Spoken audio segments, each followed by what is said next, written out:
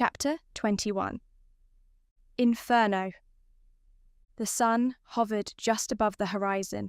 Its final rays gilded the forest in a warm, fading glow before dipping behind the distant mountains. Soon, darkness would swallow the land, turning the frigid terrain into a landscape of shadows. As the light ebbed, the snow began to harden beneath the dropping temperature. Wildlife calls, softening until they were replaced by the hush of an oncoming night. Inanna, Osiris, and Enkidu had returned from their scouting mission and laid out a plan. Her remaining 20 soldiers were now rested, equipped, and ready for the critical operation. They would attack the mammoth encampment to set its captives free and, in the ensuing mayhem, slip unnoticed into Gornia Sharia. The atmosphere in the group was tense. No one spoke louder than necessary, and every face reflected the heavy stakes they faced. Isis caught up with Inanna as they trudged through the forest toward the ominous city. "If something goes wrong, and we can't protect you," she said in a subdued voice, "I want you to make your way to Eden." Inanna shot her a worried look. She read the fear in Isis's eyes. "Eden? Isn't that an enclave for the Brotherhood? And would they accept a Nin?" "They'd normally turn away anyone outside the Brotherhood," Isis admitted, "but your position would likely earn you safe passage.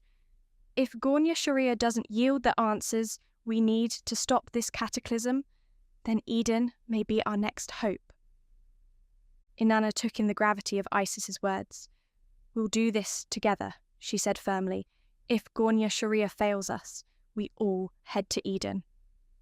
Enkidu led them through the dense pine trees, guiding the path forward in silence.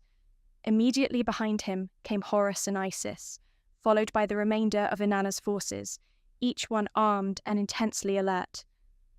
Osiris took position at the rear. His presence was a shield against any lurking dangers. Stealth was essential. All members of the group were aware of their close proximity to hostile territory. Peleos approached Inanna and Enkidu, handing both of them a slim vial filled with a swirling blue liquid. "Take these," he urged quietly. Inanna recognized them as the same vials used to heal her Uncle Bao. "Those are the healing bacteria?" she asked. Peleos inclined his head. "Yes, the microorganisms we cultivate that accelerate healing. I've only 3 more left. I want you both to have one just in case." Unease flickered through Inanna. Isis's earlier words and Peleos's cautious gesture suggested her allies feared the worst. Still, her resolve stayed firm. She watched the sun sink behind the mountains, the temperature dropping with each passing moment. "Thank you," she murmured, slipping the vial into a secure pouch. Then, stepping up alongside Enkidu, she whispered, "I appreciate all you're risking. You're leading us to a place you've avoided your whole life." Enkidu offered a small wry smile. "I fear what will happen to the world if this threat isn't stopped. Better to risk everything here than watch it all crumble." "You give up so much for a world you've never seen." His smile remained, tinged with sadness. "I have hope. If not in this life, then maybe in the next. I'll see it." Finally, as twilight completed its descent, they arrived back at the mammoth encampment Inanna's scouting party had identified. Darkness shrouded the giant wooden walls, broken only by the faint torchlight flickering within. The plaintive calls of mammoths in distress carried across the snow, mingled with the sharp cracks of Neanderthal whips and shouted commands. Inanna turned to her troops. She kept her voice to a hushed directive. "Group 1, rally around Osiris," she commanded. 5 soldiers closed ranks beside Osiris. Their faces were taut with fear, yet brimmed with determination. "You'll stay here and commence the raid on the encampment." She gestured to the rest. "Group 2, move toward Gornia Sharia with Enkidu. Keep the walls at your back for cover." Enkidu took the lead, and began guiding the main detachment along the compound's perimeter. Isis and Peleos joined them, their expressions set. Inanna shared a few quiet words with Osiris and the soldiers who would remain behind. "Good luck. We will succeed if we stand together." "We will give you 2 hours," Osiris confirmed. "Then the fires begin." Inanna nodded solemnly. She turned away and followed Horus into the darkness. Before she vanished into the forest, she glanced back at Osiris and his small band. The flutter of torchlight caught their resolve as they prepared for the onslaught. Once among the pines, Inanna fell in step with Enkidu. "Where will Ereshkigal be found? Rumour is there's a great palace." "She likely resides in Gornia Shoria's centre," Enkidu replied. "You'll see it near the main gates, but I haven't been inside." "Very well," Isis acknowledged as she scanned the dark woods for any sign of danger. Despite the recent hardships, months of frigid travel and repeated clashes, the final trek to Gornia Shoria was relatively straightforward. Within an hour, Enkidu led them through the last curtain of pine trees to the city's outer boundary. "There it is, Nin," he pointed.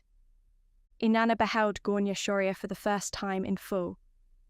Giant stone blocks rose in layered walls, supplemented by imposing wooden fortifications. Flaring torches and scattered bonfires cast a glow that revealed the city's monolithic architecture. Cavernous streets, colossal structures, and at its core, a towering edifice loomed like a sentinel, visible even at night. The sight far exceeded her imagination. "It's larger than I'd ever pictured," Isis breathed, awed. Inanna studied the defences. "We wait for Osiris's signal. Once the encampment is in flames, the Neanderthals here will scramble to respond. Then we'll slip inside, heading for the city's heart." They took up positions on a wooded ridge above Gornia Shoria, hidden by the night. Stars blazed overhead, with the band of the Milky Way arched across the sky above. Inanna stared skyward in brief wonder, her mind drifting from the immediate threat to the cosmic majesty above. Sharply she regained focus, centering her thoughts on the mission at hand. Isis approached softly. "Osiris will launch the attack any minute now," she reminded Inanna. "Yes," Inanna sighed, clasping her hands. "This calm is fleeting." "Thank you," she told Isis, "for everything. You and your brethren have helped more than you know." Isis shook her head. "We serve humanity. It's our duty." Enkidu suddenly tensed. "Look, the signal." In the distance, a faint flame flared to life. It licked upward against the black horizon. The troops around Inanna gathered, their hearts pounded as they saw the glow slowly expand. "How many were they to light?" Horus asked in a low voice. 6, Peleos answered. "They planned to strike the mammoth enclosure, then set fires at outposts near the city's perimeter, enough chaos to draw off the guards." One after another, the fires sprang into being. Through Peleos's scope, Inanna spied the first blaze engulfing the encampment's buildings. She glimpsed soldiers prying open the main gate, mammoths stampeding out into the wild. From their vantage, they could hear distant horns signalling the Neanderthals' call for reinforcements, a deep, resonant note that echoed across the valley. "Wait for the rest," Peleos cautioned, his breath lined with suspense. A second flare blossomed, then a third, then a fourth. Each glowed bright against the frigid gloom. Inanna allowed herself a moment of relief. Osiris had done his part. Fire bloomed across the plains. Leaps of orange devoured the timber walls. Even the damp, snowy forest seemed vulnerable as flames crackled from tree to tree, fueled by deliberate kindling in strategic places. "Now," Inanna commanded softly, her eyes fixed on Gornia Shoria's looming gate. "It's time for us to move." Thousands of Neanderthal warriors poured out from Gornya Shoria's walls into the harrowing night, weapons glinting under flickering torches. Some rode atop mammoths, an imposing sight in the darkness, their great, shaggy silhouettes casting monstrous shadows against the trees. The stampede of feet and heavy trunks shook the ground. It was a fearsome reminder of the power the Neanderthals wielded when united. From their vantage point on a low ridge at the edge of the forest, Inanna's group watched in hushed shock. "I had no idea their numbers were this vast," Palios muttered. His voice betrayed a tremor of worry. "No one did," Inanna replied grimly. "If this is only a fraction of their army, humanity is in grave danger. We can't let them bring the fight to our lands." "Which they'll surely do once they realize how strong they are in unison," Isis added. Enkidu's, his eyes narrowed with tension. He gestured at the wave of Neanderthals rushing out of the city's gates. "Now is our best chance to slip inside. Most of their guards will be drawn away." Inanna turned to her followers, taking in the faces of the 15 soldiers who remained after months of arduous travel and perilous missions. She could see the adrenaline in their eyes, their readiness to risk everything. "Let's move. Weapons ready. Maintain silence. We don't know how many stayed behind." At a signal, the group advanced toward the city's unguarded entrance. Horn blasts rolled across the landscape as Neanderthals deeper in the city echoed warnings of invasion. The night sky flickered with torchlight from the departing warriors, and mammoths bellowing in the distance. Still, the streets and walls directly around them looked strangely abandoned. Entering the city, Inanna glanced upward at the colossal stone architecture towering overhead, larger than any structure she'd known in Sumer. Heavy timbers and slabs of rock created narrow corridors, designed either to maintain heat or channel intruders into tight choke points. She found many corners of the city inscrutable, a layout born of Neanderthal custom and function unknown to her. The group encountered only 2 sentries in the warren of passageways. They dispatched each swiftly, a flash of steel and a muffled shout before silence returned. The pressed hours and the creeping tension left Inanna's mind racing. Her sister must be at the central tower, presumably the heart of Gornya Shoria's authority. Isis pushed at a door embedded into the towering walls.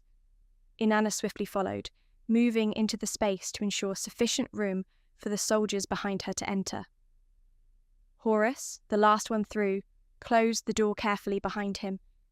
He eased it into its arch to ensure they would not be given away by an errant creak or slam.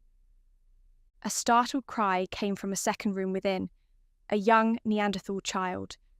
The boy froze in the doorway, fear contorting his features. Immediately, his mother appeared, alarmed by her son's shout.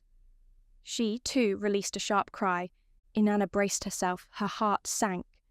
They had stumbled into the home of a Neanderthal who posed no threat, but who could raise an alarm. "No," Inanna whispered urgently. "It's all right. Please, stay quiet." But the Neanderthal woman didn't understand. Her panic grew, and she began to shout for help. Enkidu could understand her cries for help. He attempted to calm her down, speaking to her in Neanderthal tongue. Out in the street, Inanna heard the heavy stamp of boots drawing closer. Horus peeked through a slit in the door. "They're coming," he murmured, dread evident in his eyes. Enkidu's attempts failed, and the mother's cries escalated. She clutched her terrified child, shrieking in a language Inanna couldn't comprehend. The tension in the cramped home was explosive. Inanna tried again. "Please, be silent. We won't hurt you." But the calls only grew more desperate, echoing in the small space. Isis and Horus exchanged a look. One Inanna recognized at immediately. "Don't," she pleaded. "You can't." Too late, Isis moved behind the mother. Her blade flashed. The woman fell instantly, a choke of terror cut short. The child gasped. Horror was wide in his eyes. Horus's sword struck, ending the boy's life as well. Both dropped to the blood-spattered floor, limp and silent. "You didn't have to do that," Inanna choked, her voice twisted in disbelief and grief. She'd expected fierce battles, but not this senseless killing of innocents. Horus shot her a warning glare. "We can't risk the world for innocent lives. This mission matters more than any of us, or them, and they threatened it." The thunder of Neanderthal soldiers pounded outside the walls. The group fell still, holding their breath. Slivers of torchlight flickered under the crack of the door as a swarm of warriors stomped by. Minutes passed in harrowing tension. At last, the tumult receded. Inanna stared at the two bodies on the floor, her heart leaden. "Life is precious," she said hollowly. "We took more than we had any right to." Isis's voice was subdued. "I know, Nin. I'll carry the weight of this forever. I did it for the sake of our mission of humanity's survival." Inanna set her jaw and looked away. "I only pray it was worth it." Peleos peered through a gap in the doorframe. "They've gone," he said shakily. "We should move on. We can't stay here." Enkidu led them out, gingerly away from the bodies. Outside, the night felt colder, the darkness punctuated by scattered flames.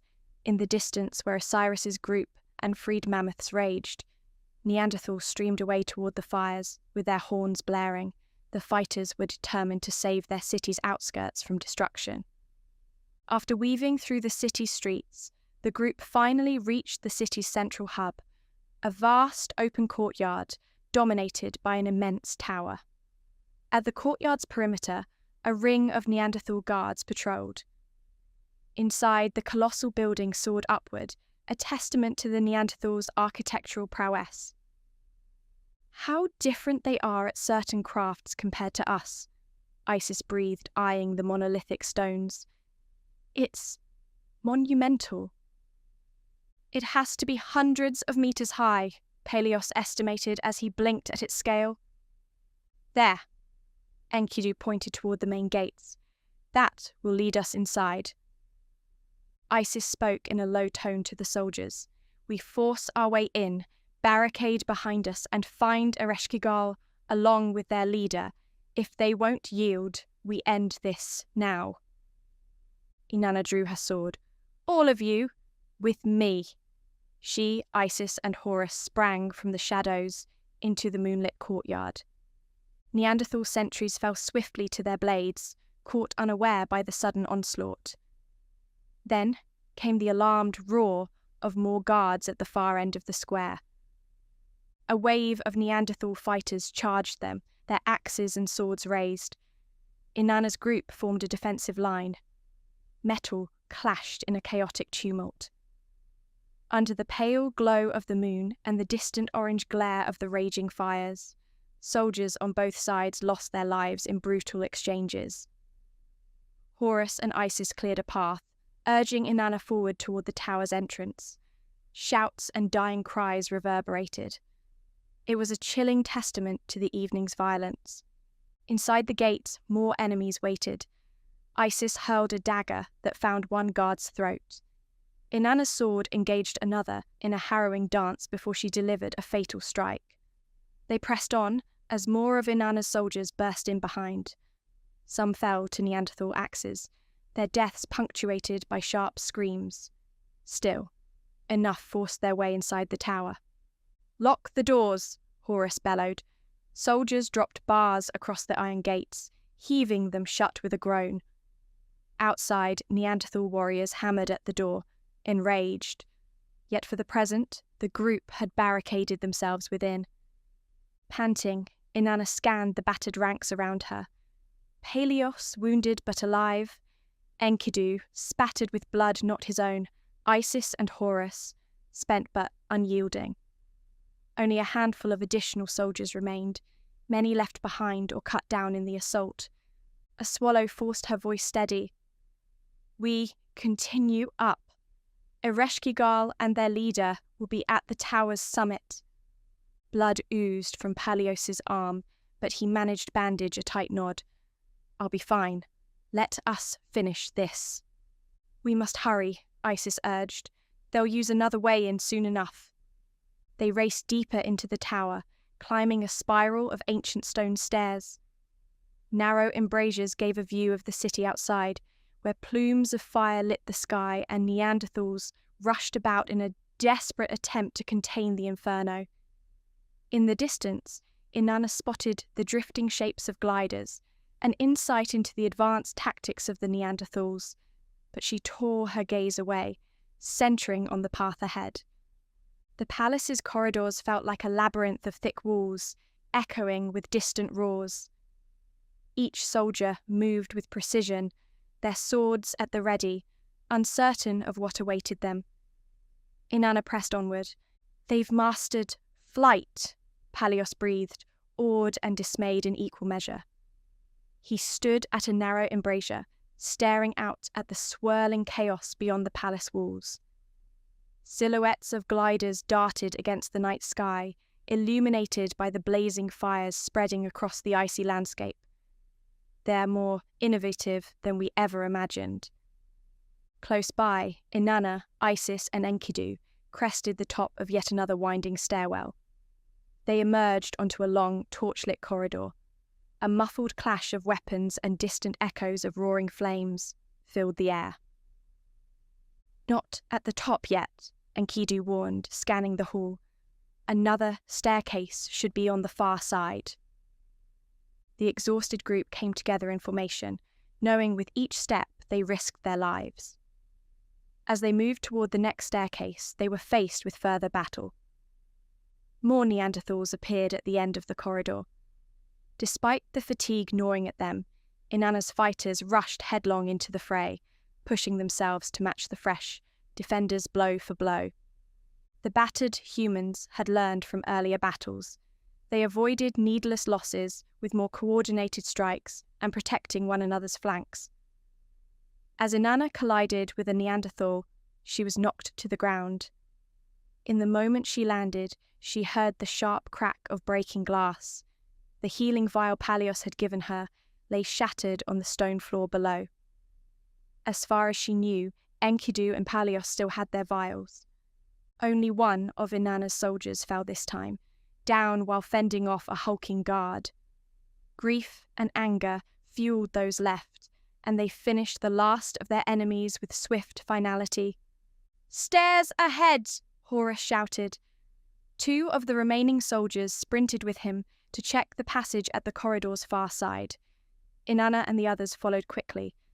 A low rumble of voices and footfalls echoed from behind. The Neanderthals from the lower levels were in pursuit, climbing ever closer. Palios, breathing hard, peered up the next flight of steps. He noticed the structure was mostly wooden. "We can destroy them once we're up, at least slow the ones chasing us," he proposed. "That'll buy only a little time," Horus muttered. "They're determined. They'll find another route eventually." "We need that time," Inanna insisted. Her tone was firm despite her ragged breathing. The heavy stomps of Neanderthal feet grew louder. They were almost upon them. "Go!" Horus snapped, gripping his sword. "I'll hold them at the stairwell. Get moving!" "No, Horus, you can't!" Isis protested. He gave a fierce shake of his head. "I choose my end. Let me do this. It'll help Inanna and humanity far more than if I keep running." Inanna's heart clenched at the realization. She felt the urge to protest, but she recognized the grim resolve in Horus's eyes. "Then, thank you," she managed. "Go," he repeated. "Once you're on the next level, burn the stairs behind you. Don't hesitate." Isis hesitated. She was struck with shock. "Are you sure?" she whispered. Horus exhaled, meeting her gaze.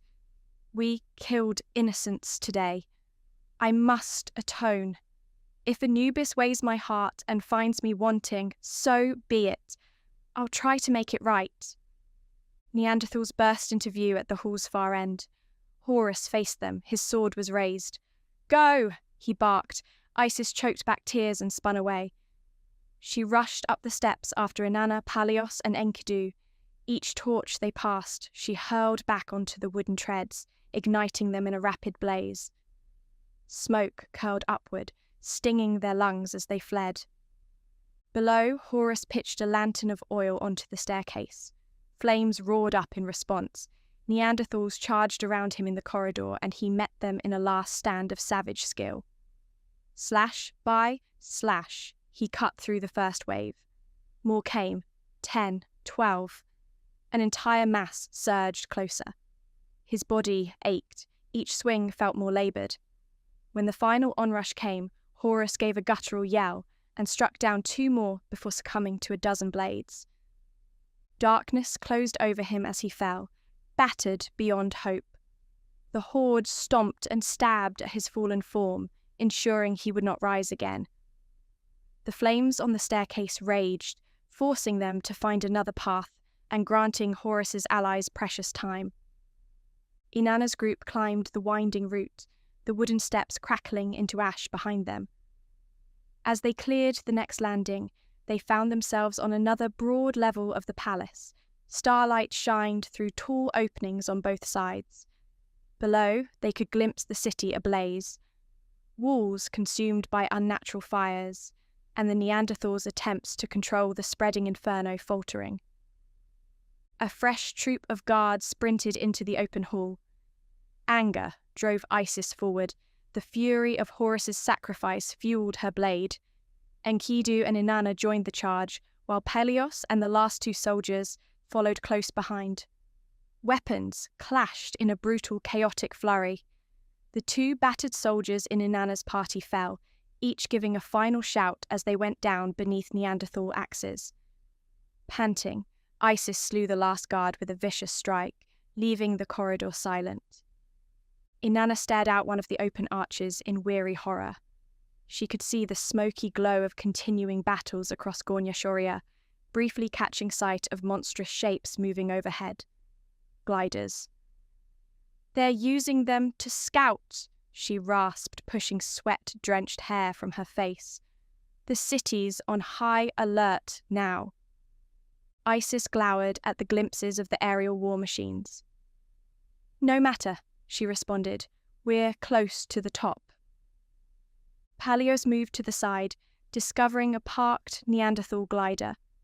With wide wooden wings wrapped in a leathery fabric, it possessed a central seat for the pilot and a canister of oil strapped to the back. So that's how they spread flames, he murmured, recalling Neanderthal, back-burning traditions. He hauled the contraption to a launch platform set against the hall's outer wall. Inanna realised what he meant to do. Pelios, no! She cried, her voice broke. I need you! We've lost so many already. This, he said quietly, will help you most. I can buy you more time just like Horus did. He glanced at her, a faint smile on his weary face. Forgive me, Nin. You are strong enough to do this on your own. You were a loyal advisor and a great friend, she managed. Tears threatened to emerge. Don't do this. Pelios was resolute. He settled into the cockpit. Release the lever once I'm secured, he instructed Enkidu. Then, turning one last glance at Inanna, Isis, and Enkidu, he said simply, Farewell. Enkidu's hand shook as he triggered the catapult. The glider shot outward in a gust of cold wind. Pelios clung to the controls as he was launched into the night. A swirl of frost-laced air enveloped him as he soared away, heading toward the raging outskirts of the city. Quickly, Isis and Enkidu retreated from the platform and returned to Inanna's side. Pelios angled the glider skillfully through the darkness, scanning for any sign of Neanderthals in the sky. He saw 2 shapes silhouetted against the fiery horizon, patrolling Gornia Shoria from above. They had not yet spotted him. Drawing a breath, Pelios reached behind. He cracked open a valve in the canister of thick oil. The liquid began to pour out, forming a trail. In a bold swoop, he passed over one of the largest burning spots near the city walls, letting the oily stream ignite. A flaming line followed him as he banked closer to Gornia Sharia, trailing a plume of fire overhead that set ablaze the wooden buildings and defences below. Screams echoed up to him as the unstoppable flame consumed everything it touched. His glider, appearing as a mere black dot from the ground below, was drawing the engulfing flames below wherever he flew. The fiery display also drew the attention of the two enemy gliders. They homed in, approaching swiftly. Peleos peered over his shoulder. He saw them move closer. Both had two riders, one piloting and one armed.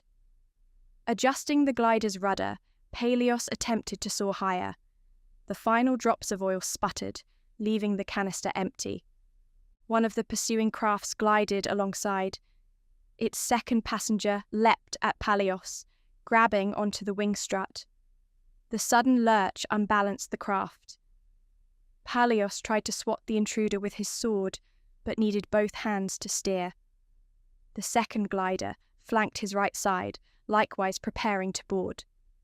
Peleos hauled the glider upward again. He strained to regain control. Flames licked the city's rooftops below. The flickering glow revealed the second Neanderthal clawing toward him. With a grim resolve, Peleos realized this might be the end.